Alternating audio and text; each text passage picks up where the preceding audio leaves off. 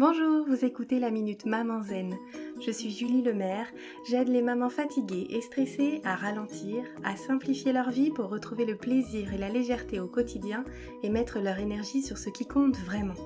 Chaque jeudi, je partage avec vous les découvertes et les outils qui ont changé ma vie de maman et qui, je l'espère, vous aideront à changer la vôtre aussi.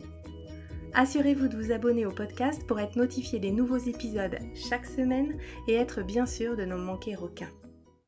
La semaine dernière, sur mon compte Instagram, j'ai partagé une citation qui a beaucoup fait réagir et fait apparaître des croyances qui reviennent souvent et sur lesquelles j'avais envie de réfléchir avec vous aujourd'hui. La citation est de Jiddu Krishnamurti et dit « L'éducation consiste à comprendre l'enfant tel qu'il est, sans lui imposer l'image de ce que nous pensons qu'il devrait être. » Beaucoup de mes lectrices ont trouvé que c'était difficile à faire et que, oui, mais avec les enfants, c'est pas pareil. Je l'ai longtemps pensé moi aussi, avant de me questionner sur l'éducation et d'opter pour plus de conscience. À propos de la croyance, c'est difficile à faire. Il me semble pourtant que nous avons déjà pour la plupart cette compétence à l'intérieur de nous.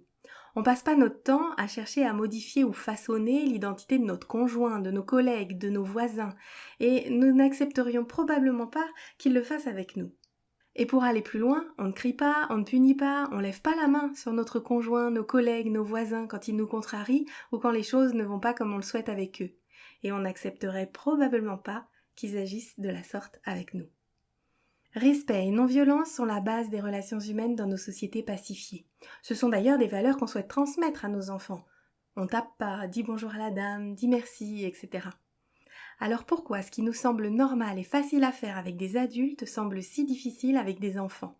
Ce sont exactement les mêmes compétences que nous choisissons de mobiliser ou pas, mais tout est déjà là. Oui, mais avec les enfants c'est pas pareil, il faut bien leur apprendre. C'est une phrase qui est revenue à de nombreuses reprises cette semaine.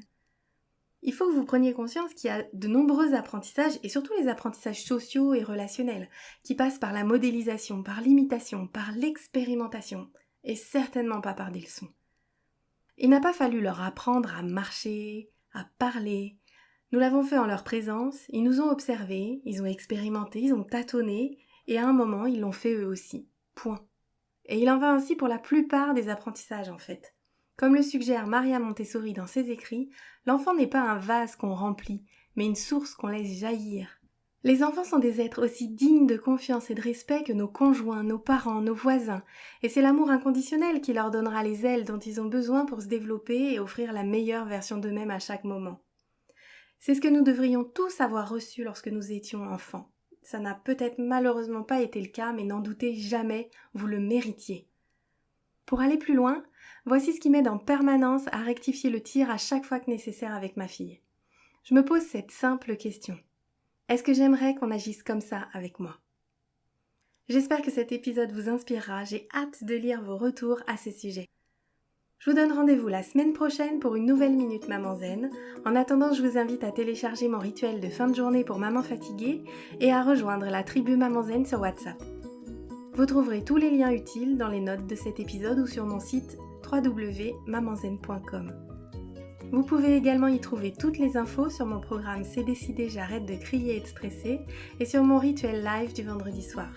Si ce podcast vous a plu, la meilleure façon de le soutenir est de laisser un avis 5 étoiles ou de le partager sur les réseaux sociaux. Ça permettra à d'autres mamans de découvrir le podcast plus facilement. À très vite!